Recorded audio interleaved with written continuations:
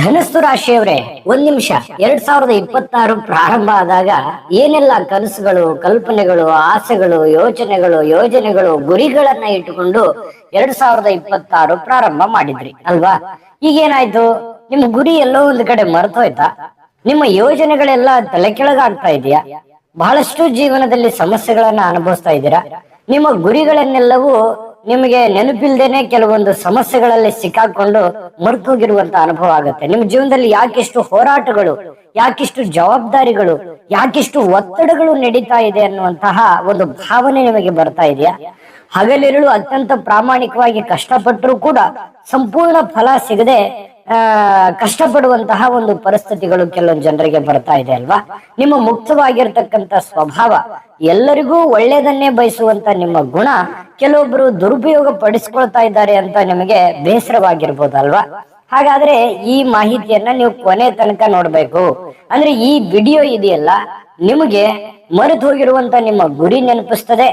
ಜೊತೆಗೆ ನೀವು ಉಳಿದ 6 ತಿಂಗಳಲ್ಲಿ, ಅಂದ್ರೆ ನೋಡುತ್ತಲೇ 6 ತಿಂಗಳ ಕಳೆದು ಬಿಟ್ರಿ. ಈಗ ಇನ್ನು ಉಳಿದಿರುವಂತ 6 ತಿಂಗಳಲ್ಲಿ ನೀವು ಏನನ್ನ ಸರಿ ಮಾಡ್ಕೋಬೇಕು, ಯಾವ ರೀತಿ ನೀವು ಸರಿ ಮಾಡ್ಕೊಂಡ್ರೆ ಈ ಒಂದು ವರ್ಷದ ಪೂರ್ತಿಯಾದಂತ ಫಲ ಸಿಗುತ್ತೆ, 3 ಎಚ್ಚರಿಕೆಗಳು ಯಾವುದು, 3 ಅಮೂಲ್ಯವಾದ ಪರಿಹಾರಗಳು ಯಾವುದು ಅನ್ನೋದ್ರ ಬಗ್ಗೆ ಖಂಡಿತ ತಿಳಿಸ್ಕೊಡ್ತೀವಿ. ವಿಡಿಯೋ ನೀವು ಶೇವ್ ಮಾಡಿ ಇಟ್ಕೋತೀರಿ, ಒಂದ್ಸಲ ಅಲ್ಲ 4 ಸಲ ನೀವು ಈ ವಿಡಿಯೋ ನೋಡ್ತೀರಿ. ಅಷ್ಟೊಂದು ಅಮೂಲ್ಯವಾದಂತ ಮಾಹಿತಿ ಈ ವಿಡಿಯೋದಲ್ಲಿ ನಿಮ್ಗೆ ಸಿಗುತ್ತೆ ಅನ್ನುವಂತ ಭರವಸೆಯನ್ನ ಕೊಡ್ತಾ ತಡ ಮಾಡೋದ್ ಬೇಡ, ವಿಡಿಯೋ ಸ್ಟಾರ್ಟ್ ಮಾಡ್ಬಿಡೋಣ. ಧನು ರಾಶಿಯವರಾಗಿರ್ತಕ್ಕಂಥ ನೀವು ಅಗ್ನಿ ತತ್ವದವರು. ಯಾಕಂತಂದ್ರೆ ಅಗ್ನಿ ತತ್ವದ ಪ್ರಭಾವವನ್ನು ಹೊಂದಿರುವಂತವ್ರು. ನಿಮ್ಮ ರಾಶಿ ಅಧಿಪತಿ ಯಾರು? ಗುರು. ಅದಕ್ಕಾಗಿ ನಿಮ್ಮಲ್ಲಿ ಏನಿರುತ್ತೆ? ಅದ್ಭುತವಾದ ಜ್ಞಾನ ಇರುತ್ತೆ, ಒಂದು ಮೇಧಾವಿತನ ಇರುತ್ತೆ, ಧರ್ಮದ ಹಾದಿ ಇರುತ್ತೆ, ನೇರ ನುಡಿ ನೇರ ನಡೆ ಇರುತ್ತೆ. ಎಂತಹ ಕಷ್ಟದ ಸಂದರ್ಭದಲ್ಲಿ ಆಶಾದಾಯಕವಾಗಿರುವಂತಹ ಮಾನಸಿಕವಾಗಿರತಕ್ಕಂತ ಸಾಮರ್ಥ್ಯ ಜನ್ಮ ಸಿದ್ಧವಾಗಿನೇ ನಿಮಗೆ ಬಂದಿರತಕ್ಕಂಥದ್ದು.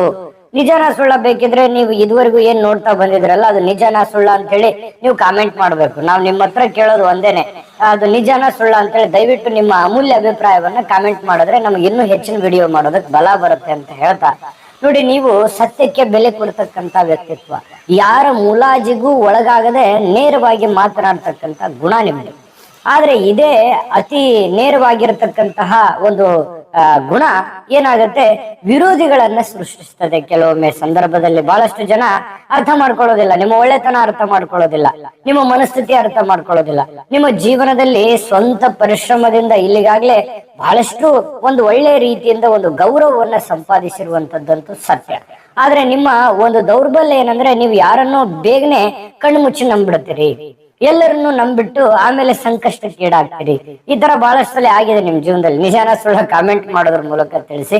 ಇನ್ನ ನಿಮ್ಮ ಹೃದಯ ವೈಶಾಲ್ಯತೆ ಇದೆಯಲ್ಲ, ಅದು ನಮ್ಮಂತೆ ಇದ್ದು ಬಿಡ್ತಾರೆ ಎಲ್ರು ಅಂತ ತಿಳ್ಕೊಂಡು ನೀವು ನಂಬ್ಕೊಂಡ್ಬಿಡ್ತೀರಿ. ಆಮೇಲೆ ಸಹಜವಾಗಿ ಕೆಲವೊಂದು ಸಮಸ್ಯೆಗಳು, ನಿರಾಶೆಗಳು, ಜೀವನದಲ್ಲಿ ಅನೇಕ ತೊಂದರೆಗಳನ್ನ ಅನುಭವಿಸಿರ್ತೀರಿ. ಆದ್ರೆ ಈಗ ಪ್ರಾಬ್ಲಮ್ ಏನಂತಂದ್ರೆ, ಈ 6 ತಿಂಗಳಲ್ಲಿ ನೀವು ಸಾಕಷ್ಟು ಇಲ್ಲಿವರೆಗೆ ಈ ಕಳೆದಿರುವಂತ 6 ತಿಂಗಳಿದೆಯಲ್ಲ, ತಾಳ್ಮೆ ಸಾಕಷ್ಟು ಪರೀಕ್ಷೆ ಆಗ್ಬಿಟ್ಟಿದೆ. ನಿಮ್ಮ ತಾಳ್ಮೆ, ನಿಮ್ಮ ದೃಢತೆ, ನಿಮ್ಮ ಮನಸ್ಥಿತಿ ಬಹಳಷ್ಟು ಪರೀಕ್ಷೆ ಆಗಿದೆ. ಆರ್ಥಿಕವಾಗಿ ಅನಿರೀಕ್ಷಿತವಾಗಿರತಕ್ಕಂತ ವೆಚ್ಚಗಳು ಕೂಡ ನಿಮಗೆ ಸಾಲದ ಸಮಸ್ಯೆಗಳನ್ನ ತಂದೊಡ್ಡಿರಬಹುದು. ಮತ್ತೆ ಕೆಲವೊಂದು ಮುಖ್ಯ ಕೆಲಸಗಳು ಕೂಡ ಕೊನೆ ಕ್ಷಣದಲ್ಲಿ ವಿಳಂಬ ಆಗಿರಬಹುದು. ಉದ್ಯೋಗದ ಕ್ಷೇತ್ರದಲ್ಲಿ ಕೆಲವೊಮ್ಮೆ ನೀವು ಅಂದುಕೊಂಡಿರ್ತಕ್ಕಂಥ ಅಥವಾ ನೀವು ಎಫರ್ಟ್ ಹಾಕಿರುವಂತ ತಕ್ಕದಾದಂತ ಫಲ ಸಿಕ್ಕಿಲ್ದೆ ಹೋಗಿರಬಹುದು. ಅಥವಾ ಒಳ್ಳೆ ಸ್ಥಾನಮಾನ, ಗೌರವ ಸಿಗ್ಲಿಲ್ಲ ಅನ್ನುವಂತ ಅಸಮಾಧಾನನೂ ನಿಮ್ಮಲ್ಲಿ ಇರಬಹುದು. ಕುಟುಂಬದಲ್ಲಿ ಸಣ್ಣ ವಿಚಾರಕ್ಕೆ ದೊಡ್ಡದಾಗಿರುವಂತಹ ಸಂದರ್ಭಗಳು ಇರ್ತವೆ ಕೆಲವೊಂದು ಜನರಿಗೆ. ಬಹಳಷ್ಟು ಜೀವನದ ಜಂಜಾಟಗಳ ಮಧ್ಯೆ ಈ ಹಂತಕ್ಕೆ ಬಂದು ತಲುಪಿದ್ದೀರಾ. ಚಿಂತೆ ಮಾಡಬೇಡಿ. ಈಗ ಈ ವಿಡಿಯೋದಲ್ಲಿ ಮುಖ್ಯ ಪಾಯಿಂಟೇ ಇದು. ಏನಂತಂದ್ರೆ, ಉಳಿದಿರುವಂತ 6 ತಿಂಗಳು ಯಾವ ರೀತಿ ಸಕ್ಸಸ್ ಪಡ್ಕೋಬೇಕು ಅನ್ನೋದೇ ಆಗಿದೆ. ಆದ್ರೆ ದಯವಿಟ್ಟು ರಿಕ್ವೆಸ್ಟ್ ಮಾಡ್ತೀನಿ, ಮತ್ತೊಮ್ಮೆ ಕಾಮೆಂಟ್ ಮಾಡೋದ್ರ ಮೂಲಕ ತಿಳಿಸಿ.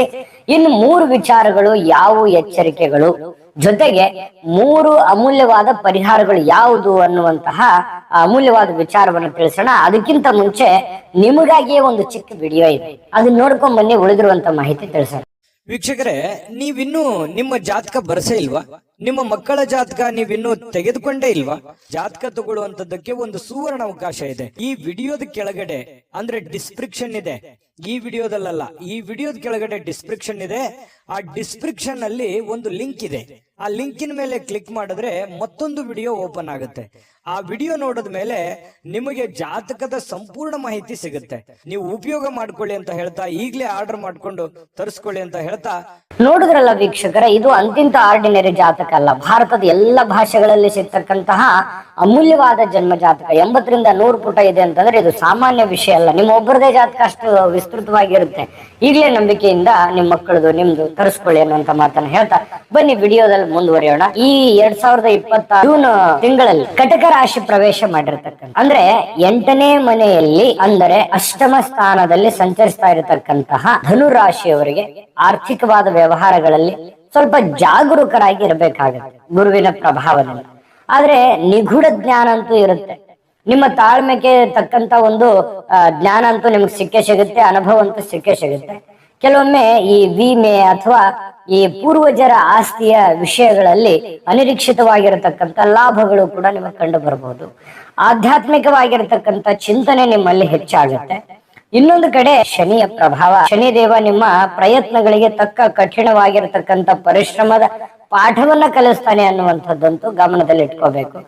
ಇನ್ನು ಇದೀಗ ಮುಂದಿನ 6 ತಿಂಗಳಲ್ಲಿ ನೀವು ಅತ್ಯಂತ ಜಾಗರೂಕರಾಗಿರಬೇಕಾಗಿರತಕ್ಕಂತಹ 3 ಎಚ್ಚರಿಕೆಗಳು ಯಾವುದು? ಈ 3 ಎಚ್ಚರಿಕೆ ಗಮನದಲ್ಲಿದ್ರೇನೆ ನಿಮ್ಗೆ ಸಕ್ಸಸ್ ಸಿಗೋದು. ಇದನ್ನ ನೀವು ಗಮನದಲ್ಲಿ ಇಟ್ಕೋಬೇಕು. ಮೊದಲನೇದು ಯಾವುದು ಅಂತಂದ್ರೆ ಆರ್ಥಿಕವಾಗಿರತಕ್ಕಂಥ ಒಪ್ಪಂದಗಳು. ಅಂದ್ರೆ ಅಷ್ಟಮ ಗುರುವಿನ ಪ್ರಭಾವ ಇರತಕ್ಕಂಥದ್ರಿಂದ ಯಾರನ್ನೂ ನಂಬಿ ದೊಡ್ಡ ಮೊತ್ತದ ಸಾಲವನ್ನ ನೀಡುವುದು, ಸಾಲವನ್ನ ಕೊಡುವುದು, ಮತ್ತೆ ಸಾಲ ತೆಗೆದುಕೊಂಡ್ ಬರುವಂತದ್ದು, ಮತ್ತೆ ದೊಡ್ಡ ಪ್ರಮಾಣದ ದುಡ್ಡನ್ನ ಯಾವುದಕ್ಕೂ ಇನ್ವೆಸ್ಟ್ಮೆಂಟ್ ಮಾಡ್ಬಿಡೋದು, ಯಾರನ್ನೂ ನಂಬಿ ಪಾರ್ಟ್ನರ್ ಆಗಿ ಮಾಡ್ಬಿಡೋದು, ಜಂಟಿ ಹೂಡಿಕೆಗಳು, ಜಂಟಿ ವ್ಯವಹಾರಗಳನ್ನ ಮಾಡುವಂತದ್ದು, ಇದು ದಯವಿಟ್ಟು ಬೇಡ ಅಂತ ಹೇಳ್ತೇನೆ. ಇದನ್ನ ನೀವು ಗಮನದಲ್ಲಿ ಇಟ್ಕೋಬೇಕು. ಯಾವುದೇ ಒಪ್ಪಂದಗಳಿಗೆ ಸಹಿ ಹಾಕುವ ಮುನ್ನ ನೀವು ಸ್ವಲ್ಪ ದಾಖಲೆಗಳನ್ನ ಸರಿಯಾಗಿ ಸಂಪೂರ್ಣ ಪರಿಶೀಲಿಸಬೇಕು. ಹಣಕಾಸಿನ ಬಗ್ಗೆ ಎಚ್ಚರಿಕೆ ಇರಬೇಕು. ನಾ ಯಾರೊಂದಿಗೆ ಪಾರ್ಟ್ನರ್ ಮಾಡ್ಕೊತಾ ಇದ್ದೀನಿ, ಎಚ್ಚರಿಕೆ ಇರಬೇಕು. ನಾನು ಎಷ್ಟು ದುಡ್ಡು ಯಾರಿಗೆ ಕೊಡ್ತಾ ಇದ್ದೀನಿ, ಇದರ ಶ್ಯೂರಿಟಿ ಇದೆಯಾ, ಎಚ್ಚರಿಕೆ ಇರಬೇಕು. ನೀವು ಯಾರಿಂದಾದ್ರೂ ದುಡ್ಡು ತಗೊಂಡ್ ಬರ್ತಾ ಇದ್ದೀರಾ ಅಂತಂದ್ರೆ ಅದನ್ನ ಸರಿಯಾಗಿ ನಾನು ವಾಪಸ್ ಕೊಡಬಲ್ಲೆನಾ, ಇದ್ರ ಇಂಟ್ರೆಸ್ಟ್ ರೇಟ್ ಹೇಗಿದೆ ಅನ್ನುವಂಥದ್ರ ಬಗ್ಗೆನೂ ಕೂಡ ಗಮನ ಇರಬೇಕು. ಇದು ಮೊದಲನೇ ಎಚ್ಚರಿಕೆ, ಅತ್ಯಂತ ಗಮನದಲ್ಲಿರ್ಬೇಕಿದು. ಇನ್ನು ಎರಡನೆಯದು ಆರೋಗ್ಯ ಭಾಗ್ಯ. ಅಂದ್ರೆ ಪ್ರತಿನಿತ್ಯ ಆಹಾರದ ಕ್ರಮದ ಬಗ್ಗೆ ಹೆಚ್ಚಿನ ನಿಗಾ ಇಡಬೇಕಾಗತ್ತೆ. ಈ ಅಜೀರ್ಣದ ಸಮಸ್ಯೆಗಳು ಅಥವಾ ಉದರಕ್ಕೆ ಸಂಬಂಧಿಸಿರತಕ್ಕಂತ ತೊಂದರೆಗಳು ಬರುವಂತಹ ಸನ್ನಿವೇಶಗಳು ಇರ್ತವೆ. ಹಾಗಾಗಿ ದೈಹಿಕ ದಣಿವಿರುತ್ತೆ, ಸ್ವಲ್ಪ ಮಾನಸಿಕವಾಗಿರತಕ್ಕಂತ ನೆಮ್ಮದಿ ಬೇಕಾಗಿರುತ್ತೆ ನಿಮಗೆ. ಅದಕ್ಕೆ ವಿಶ್ರಾಂತಿ ಅಗತ್ಯ ನಿಮಗೆ ಜಾಸ್ತಿ ಇರುತ್ತೆ. ಆರೋಗ್ಯವೇ ಭಾಗ್ಯ. ನೀವು ಚೆನ್ನಾಗಿದ್ರೇನೆ ಅಲ್ವಾ ಇದನ್ನೆಲ್ಲ ನಿಭಾಯಿಸೋದಕ್ಕೆ ಸಾಧ್ಯ. ನಿಮಗೆ ನೀವು ಮೆಂಟಲಿ ಫಿಸಿಕಲಿ ಚೆನ್ನಾಗಿಲ್ಲ ಅಂತಂದ್ರೆ ನೀವು ಯಶಸ್ಸು ಸಿಗೋದಕ್ಕೆ ಹೆಂಗ್ ಸಾಧ್ಯ? ಹಾಗಾಗಿ ಆರೋಗ್ಯದ ಬಗ್ಗೆ ನೀವು ಅತ್ಯಂತ ಜಾಗರೂಕರಾಗಿರಬೇಕು. ಇದು ಎರಡನೇ ಎಚ್ಚರಿಕೆ. ಇನ್ನು ಮೂರನೇ ಎಚ್ಚರಿಕೆ ಯಾವುದು ಅಂತಂದ್ರೆ ನೋಡಿ, ವಿರೋಧಿಗಳ ನಡೆಗಳ ಬಗ್ಗೆ ಸ್ವಲ್ಪ ಗಮನ ಇರಲಿ. ಅಂದ್ರೇನು, ಉದ್ಯೋಗದ ಕ್ಷೇತ್ರದಲ್ಲಿ ಅಥವಾ ನೀವು ಸಾಮಾಜಿಕ ರಂಗದಲ್ಲಿ ಅಥವಾ ನಿಮ್ಮ ಏಳಿಗೆಯನ್ನ ಸಹಿಸದೇ ಇರುವಂತಹ ಗುಪ್ತ ಶತ್ರುಗಳು ದೃಷ್ಟಿ ಆಗಬಹುದು.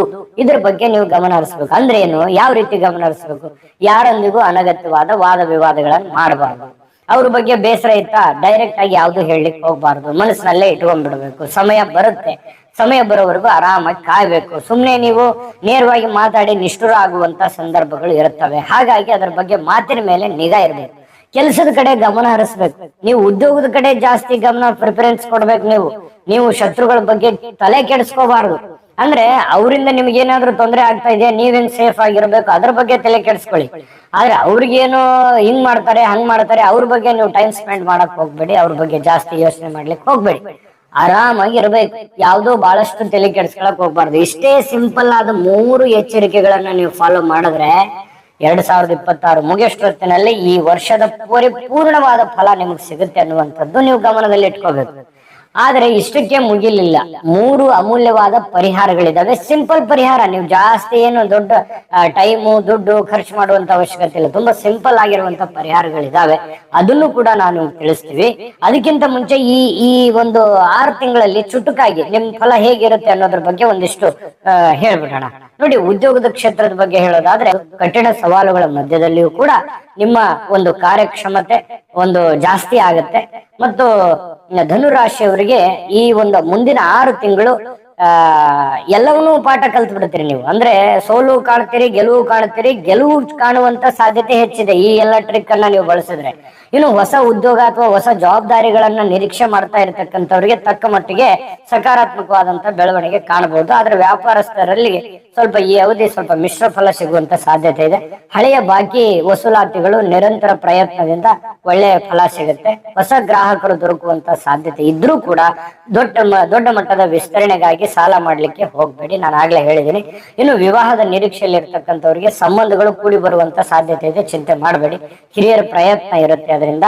ಮತ್ತೆ ಜೊತೆಗೆ ಈ ಸಂಗಾತಿ ಅಂದ್ರೆ ನಿಮ್ಮ ಮದುವೆ ಆಗಿ ನೀವಿಬ್ರು ಸಂಗಾತಿಗಳಿದ್ರೆ ಸಣ್ಣ ಪುಟ್ಟ ಭಿನ್ನಾಭಿಪ್ರಾಯಗಳು ಇದ್ರೂ ಕೂಡ ಮಾತುಕತೆಯ ಮೂಲಕ ತಾಳ್ಮೆಯಿಂದ, ಅದು ಪ್ರೇಮಿಗಳಾಗಿರ್ಬೋದು, ವಿದ್ಯಾರ್ಥಿಗಳಾಗಿರ್ಬೋದು, ಸ್ವಲ್ಪ ಯಾವುದೇ ಗೊಂದಲ ಮಾಡ್ಕೊಳ್ಳಾರದೆ ಆರಾಮಾಗಿದ್ದುಕೊಂಡು ನೀವು ಯೋಚನೆ ಮಾಡಬೇಕಾಗತ್ತೆ. ಇನ್ನು ವಿದ್ಯಾರ್ಥಿಗಳಿಗೆ ಕಠಿಣ ಪರಿಶ್ರಮ ಪಡ್ಲೇಬೇಕು. ಸ್ಪರ್ಧಾತ್ಮಕ ಪರೀಕ್ಷೆಗಳಲ್ಲಿ ಯಶಸ್ಸು ಪಡೆಯೋದಕ್ಕೆ ಕಠಿಣ ಪರಿಶ್ರಮ ಅನ್ನುವಂಥದ್ದು ಬಹಳ ಮುಖ್ಯವಾದಂತ ವಿಚಾರ. ಇನ್ನು ನಿಮಗೆ ನಾವು ವಿಡಿಯೋದಲ್ಲಿ ಮೊದಲೇ ಹೇಳಿದಾಗೆ 3 ಅಮೂಲ್ಯವಾದ ಸರಳ ಪರಿಹಾರಗಳು ಯಾವುದಿದೆ ಅನ್ನುವಂಥದ್ರ ಬಗ್ಗೆ ತಿಳಿಸೋಣ. ಅದಕ್ಕಿಂತ ಮುಂಚೆ ವಿಡಿಯೋ ಹೇಗೆ ಅನಿಸ್ತು, ನಿಮಗೆ ಈ ವಿಡಿಯೋ ಇಷ್ಟ ಆಗಿದ್ರೆ ಲೈಕ್ ಮಾಡಿ, ಶೇರ್ ಮಾಡಿ, ನಮ್ಮ ಚಾನಲ್ ಸಬ್ಸ್ಕ್ರೈಬ್ ಮಾಡ್ಕೊಳ್ಳೋದನ್ನ ದಯವಿಟ್ಟು ಮರಿಲಿಕ್ಕೆ ಹೋಗ್ಬೇಡಿ. ಇಲ್ಲಿವರೆಗೂ ನೀವು ವಿಡಿಯೋ ನೋಡಿದ್ರಿ ಅಂತಂದ್ರೆ ಖಂಡಿತ ನಿಮ್ಗೆ ಇಷ್ಟ ಆಗಿರುತ್ತೆ. ನಿಮ್ಮ ಅಮೂಲ್ಯವಾದಂತಹ ಒಂದು ಕಾಮೆಂಟ್ ಅನ್ನು ಮಾಡಿ. ಬನ್ನಿ ಹಾಗಿದ್ರೆ ನಿಮಗೆ ಅಮೂಲ್ಯವಾದ ಪರಿಹಾರಗಳು ಯಾವುದಿದೆ ನೋಡಿ. ಈ ಅವಧಿಯಲ್ಲಿ ಶುಭ ಫಲಗಳನ್ನ ಹೆಚ್ಚಿಸ್ಕೊಳ್ಳೋದಕ್ಕೆ 3 ಸರಳವಾದ ಪರಿಹಾರಗಳು ಯಾವುದು ಅಂತಂದ್ರೆ, ಪ್ರತಿ ಗುರುವಾರದಂದು ಶ್ರೀ ಗುರು ರಾಘವೇಂದ್ರ ಸ್ವಾಮಿಗಳ ಅಥವಾ ದತ್ತಾತ್ರೇಯ ಸ್ವಾಮಿಯ ದರ್ಶನವನ್ನ ಮಾಡೋದು, ಆರಾಧನೆ ಮಾಡುವಂಥದ್ದು, ಹಳದಿ ಹೂವಿನ ಅರ್ಚನೆಯನ್ನ ಮಾಡ್ತಕ್ಕಂಥದ್ರಿಂದ ಅದ್ಭುತವಾಗಿರತಕ್ಕಂತ ಫಲ ನಿಮಗೆ ಸಿಗ್ತಾ ಇರತಕ್ಕಂಥದ್ದು ಗಮನದಲ್ಲಿರಲಿ. ಪ್ರತಿ ಗುರುವಾರ ದಿವಸ ರಾಘವೇಂದ್ರ ಗುರುಗಳ ಆರಾಧನೆಯನ್ನು ಮಾಡ್ತಕ್ಕಂಥದ್ರಿಂದ ಒಳ್ಳೆ ಫಲ ಸಿಗುತ್ತೆ. ಇನ್ನು 2ನೇ ಪರಿಹಾರ ಏನು ಅಂತಂದ್ರೆ, ಪ್ರತಿನಿತ್ಯ ಬೆಳಗ್ಗೆ ಸೂರ್ಯನಿಗೆ ಆರ್ಘ್ಯ ನೀಡ್ತಕ್ಕಂಥದ್ದು, ಹನುಮಾನ್ ಚಾಲಿಸ ಭಕ್ತಿಯಿಂದ ಪಠಣ ಮಾಡ್ತಕ್ಕಂಥದ್ದು. ಇದು ಬಹಳಷ್ಟು ಒಳ್ಳೆ ಫಲ ಅಂತಂದ್ರೆ ಬಹಳಷ್ಟು ಒಳ್ಳೆ ಫಲ ನಿಮಗೆ ಸಿಗ್ತಾ ಇರ್ತಕ್ಕಂಥದ್ದು, ಗಮನದಲ್ಲಿರಲಿ. ಇನ್ನು 3ನೇ ಪರಿಹಾರ ಯಾವುದು ಅಂತಂದ್ರೆ, ಶನಿವಾರದಂದು ಆಂಜನೇಯ ಸ್ವಾಮಿಯ ದೇವಸ್ಥಾನಕ್ಕೆ ಭೇಟಿ ನೀಡಿ ಎಳ್ಳೆಣ್ಣೆ ದೀಪವನ್ನು ಹಚ್ಚಿ ಪ್ರಾರ್ಥನೆ ಮಾಡ್ತಕ್ಕಂಥದ್ದು. ನಿಮಗೆ ಕೈಲಾದಷ್ಟು ದೀನದಲಿತರಿಗೆ, ಅಸಹಾಯಕರಿಗೆ, ವೃದ್ಧರಿಗೆ, ಕಷ್ಟದಲ್ಲಿದ್ದವರಿಗೆ ನಿಮ್ಮ ಕೈಲಾದಷ್ಟು ಸಹಾಯವನ್ನ ಮಾಡಿ. ಅಷ್ಟಿಷ್ಟಂತಲ್ಲ, ನಿಮ್ಮ ಶಕ್ತಿಯಾನುಸಾರವಾಗಿ ಮಾಡಿ. ಈ 3 ಪರಿಹಾರಗಳನ್ನ ಶ್ರದ್ಧೆ ಭಕ್ತಿಯಿಂದ ನೀವು ಮಾಡಿದ್ದೆ ಆದ್ರೆ ನಿಮ್ಮ ಎಲ್ಲಾ ಸಂಕಷ್ಟಗಳು ದೂರ ಆಗುತ್ತೆ. ಈ 3 ಎಚ್ಚರಿಕೆಗಳನ್ನ ಗಮನದಲ್ಲಿಟ್ಕೊಂಡ್ರೆ ಎಲ್ಲಾ ವಿಭಾಗದಲ್ಲಿ ಸಕ್ಸಸ್ ಸಿಗುತ್ತೆ. ಇದು ಬೆಸ್ಟ್ ಮೆಡಿಸಿನ್. ಈ ವಿಡಿಯೋ ನೀವು ಸೇವ್ ಮಾಡಿ ಇಟ್ಕೋಬೇಕು. ಸೇವ್ ಮಾಡಿ ಇಟ್ಕೊಂಡು ನೀವು ಆಗಾಗ ಮರಿಬಾರ್ದು, ನೋಡ್ತಾ ಇರಬೇಕು, ಕೇಳ್ತಾ ಇರಬೇಕು. ಆ 3 ಎಚ್ಚರಿಕೆ ಗಮನದಲ್ಲಿ ಇಟ್ಕೋಬೇಕು. ಜಾಗರೂಕರನ್ನಾಗಿ ಮಾಡುತ್ತೆ, ಎಚ್ಚರಿಕೆವಂತರನ್ನಾಗಿ ಮಾಡುತ್ತೆ, ನಿಮ್ಗೆಲ್ಲೂ ದಾರಿ ತಪ್ಪಿಸೋದಕ್ಕೆ ಬಿಡೋದಿಲ್ಲ. ಇಷ್ಟೇ ನೀವು ಫಾಲೋ ಮಾಡಿದ್ರೆ 2026 ಮುಗಿದ ಮೇಲೆ ಬೇಕಿದ್ರೆ ಈ ವಿಡಿಯೋ ಸೇವ್ ಮಾಡ್ಕೋತಿರಲ್ಲ, ಅದು ಸರಿ ಇದೆಯಾ ತಪ್ಪಿದೆಯಾ ಅಂತ ಅವಾಗಾದ್ರೂ ನೀವು ನಿಮ್ಮ ಅಮೂಲ್ಯ ಅಭಿಪ್ರಾಯವನ್ನು ತಿಳಿಸಿ. ನಿಮ್ಗೆ ಒಳ್ಳೇದಾಗ್ಲಿ ಅನ್ನೋದೇ ನಮ್ಮ ಅಭಿಪ್ರಾಯ. ಜೀವನದಲ್ಲಿ ಬಹಳಷ್ಟು ಸೋಲು ಗೆಲುವುಗಳನ್ನ, ಕಷ್ಟಗಳನ್ನ ಕಂಡವರು, ಜೀವನದಲ್ಲಿ ಬಹಳಷ್ಟು ಹೋರಾಟಗಳನ್ನ ಮಾಡಿದವರು ನೋಡಿ. ಅಷ್ಟಮ ಗುರುವಿನ ಪ್ರಭಾವ ಇದ್ರೂ ಕೂಡ ಶನಿಯ ಪರಾಕ್ರಮದ ದೃಷ್ಟಿ ಹಾಗೂ ನಿಮ್ಮ ಸ್ವಂತ ಬುದ್ಧಿವಂತಿಕೆ ನಿಮ್ಮನ್ನ ಕಾಪಾಡುತ್ತೆ, ನಿಮ್ಮನ್ನ ಒಂದು ಸಂಕಷ್ಟದಿಂದ ಹೊರಗಡೆ ತರುತ್ತೆ. ಆತುರವನ್ನ ನಿಯಂತ್ರಿಸಬೇಕು, ಧೈರ್ಯದಿಂದ ಹೆಜ್ಜೆ ಇಟ್ಟು ಸರಿಯಾದ ನಿರ್ಧಾರಗಳನ್ನು ತೆಗೆದುಕೊಂಡ್ರೆ ಈ ವರ್ಷಾಂತ್ಯದ ವೇಳೆಗೆ ನೀವು ಉತ್ತಮ ಮಟ್ಟದ ಒಂದು ಸ್ಥಿರತೆಯನ್ನ, ಯಶಸ್ಸನ್ನ ಕಾಣುವುದಕ್ಕೆ ಸಾಧ್ಯ ಇದೆ. ಯಶಸ್ಸು ಸಿಗಲಿ, ತಾಯಿ ಅನ್ನಪೂರ್ಣೇಶ್ವರಿ ಸಕಲ ಅಷ್ಟೈಶ್ವರ್ಯಗಳನ್ನ ಕೊಟ್ಟು ಕರುಣಿಸಲಿ ಅಂತ ಪ್ರಾರ್ಥನೆ ಮಾಡ್ಕೊಳ್ತಾ ಸರ್ವೇ ಜನಃ ಸುಖಿನೋ ಭವಂತು.